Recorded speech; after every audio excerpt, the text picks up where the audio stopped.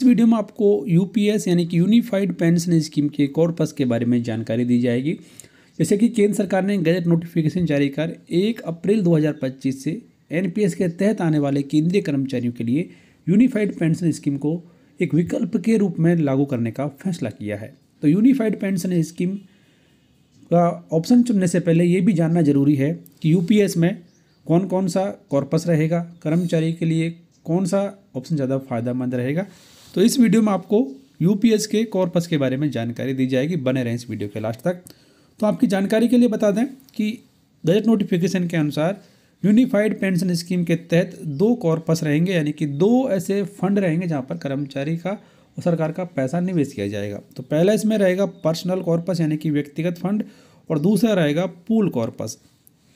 इन दोनों ही कॉर्पस के बारे में आपको वीडियो में आगे बताया जाएगा, तो बने रहें इस वीडियो के लास्ट तक।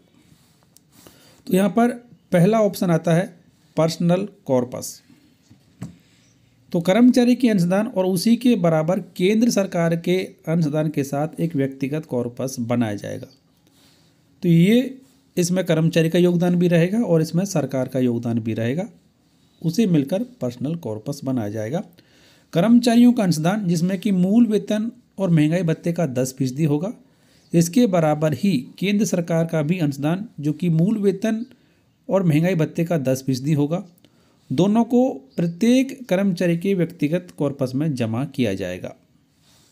कर्मचारी का बेसिक प्लस डीए का 10% और केंद्र सरकार का भी उसी के बराबर कर्मचारी का बेसिक प्लस 10% के बराबर पैसा जो है कर्मचारी के पर्सनल कॉर्पस में जमा किया जाएगा। कर्मचारी केवल व्यक्तिगत कॉर्पस के लिए ही निवेश विकल्पों को चुन सकते हैं, यानी कि इस फंड में जो पैसा होगा उसे कहाँ निवेश करना है उसका विकल्प कर्मचारी के पास में ही होगा। और ऐसे निवेश विकल्पों को पीएफआरडीए द्वारा विनियमित किया जाएगा, यानी कि पीएफआरडीए के निवेश करने के जो रूल रेगुलेशन है उन्हें कर्मचारी को फॉलो करना होगा। पीएफआरडीए द्वारा समय समय पर निवेश का डिफ़ॉल्ट पैटर्न परिभाषित किया जा सकता है, उसे भी कर्मचारी चुन सकता है।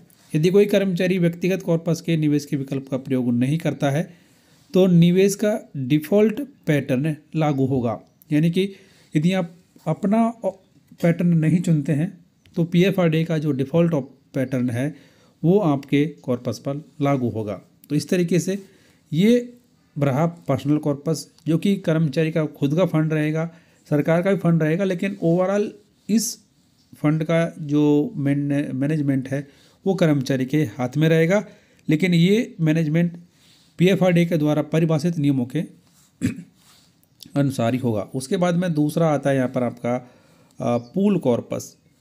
केंद्र सरकार के अतिरिक्त अंशदान के लिए एक पूल कॉर्पस होगा। जैसे कि यहाँ पर कहा गया है कि 2 कॉर्पस रहेंगे, तो केंद्र सरकार उन सभी कर्मचारियों की अनुमानित 8.5% मूल वेतन और महंगाई भत्ते का अतिरिक्त अंशदान की व्यवस्था करेगी जिन्होंने समग्र आधार पर पूल कॉर्पस के स्थान पर एकीकृत पेंशन योजना के विकल्प को चुना है। तो अब ऐसे कर्मचारी जो कि एनपीएस के बदले यूपीएस को चुनते हैं तो उनके लिए सरकार के द्वारा एक पूल कॉर्पस अकाउंट खोला जाएगा और वहाँ पर कर्मचारी की बेसिक प्लस जो डीए है उसके 8.5% को जमा किया जाएगा। इसमें सिर्फ केंद्र सरकार का ही योगदान होगा, कर्मचारी का योगदान यहाँ पर जमा नहीं किया जाएगा। अतिरिक्त अंशदान एकीकृत योजना विकल्प के अंतर्गत सुनिश्चित भुगतान की सहायता के लिए है। केंद्र सरकार के अतिरिक्त अंशदान के माध्यम से निर्मित पूल कॉर्पस के लिए निवेश संबंधी निर्णय का पूरा अधिकार केंद्र सरकार का होगा। तो पूल कॉर्पस में जो भी पैसा होगा वो निवेश करने का उसको निवेश करने का पूरा अधिकार केंद्र सरकार का होगा। सरकारी कर्मचारी का इस पर किसी भी प्रकार का अधिकार नहीं होगा। सरकार के पास में ये ऑप्शन होगा कि इस पैसे को कहाँ इन्वेस्ट करना है, कहाँ इस पैसे को लगाना है।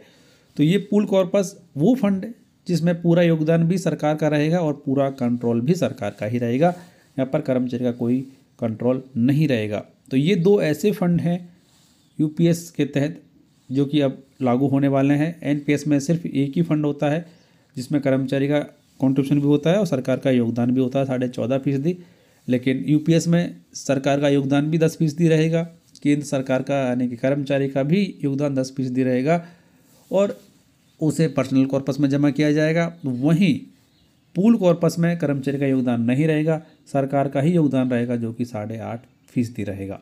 तो उम्मीद करते हैं वीडियो में दी गई जानकारी आपके फ़ायदे की रही होगी, तो वीडियो को लाइक और शेयर कर दें, चैनल सब्सक्राइब कर बेल आइकन प्रेस कर दें, ऑल नोटिफिकेशन ऑन कर लें, जिससे हर एक फ़ायदेमंद जानकारी आप सबसे पहले देख पाएंगे।